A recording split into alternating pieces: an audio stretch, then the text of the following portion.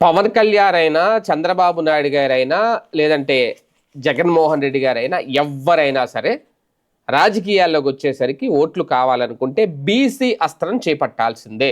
ఆంధ్రప్రదేశ్లో మొన్న జగన్మోహన్ రెడ్డి గారు చేసిన పని అదే. బీసీలకు ఎక్కువ సీట్లు ఇచ్చామని చెప్పుకున్నారు, ఎక్కువ సీట్లు కూడా ఇచ్చారు.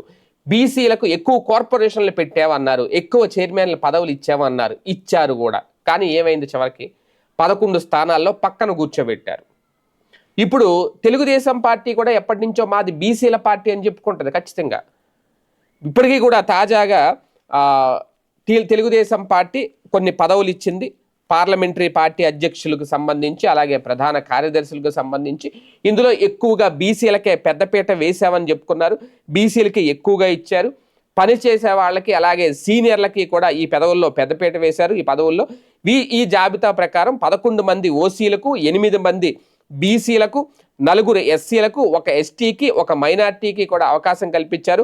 ఓసీల్లో కాపులు, రెడ్లు, కమ సామాజిక వర్గానికి 3 చొప్పున, క్షత్రియులు, బలిజలకు మరొకటి, చెరొకటి ఇద్దరికి, అలాగే కొద్ది రోజుల క్రితం ఖరారైన వారిలో కొందరు పార్టీ శ్రేణులు ఎవరైతే ఉన్నారో వాళ్ళు అసంతృప్తి వ్యక్తం చేశారు. మరికొందరు అధ్యక్ష బాధ్యతలు తీసుకునేందుకు సుముఖత కూడా చూపించట్లేదు. ఈ సామాజిక సమీకరణాల కారణంగా 5గురిని మార్చి తుది జాబితాను ఖరారు చేశారు.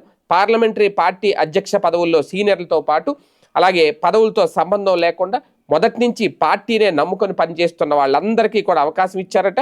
ఇందులో చాలా మార్పులే చేసుకొచ్చారు. మొత్తం 25 మంది పేర్లు లిస్టులు, ఎవరు పార్లమెంటరీ పార్టీ అధ్యక్షులు, అలాగే ప్రధాన కార్యదర్శులు, వాళ్ళ లిస్ట్ అయితే చెప్పుకొచ్చారు. అంటే ఇక్కడ కీలకమైన అంశం, ఎవరైనా సరే బీసీలకి ప్రాధాన్యత పెంచుతున్నారు, అలాగే మహిళలకు కూడా ప్రాధాన్యత పెంచుతున్నారు.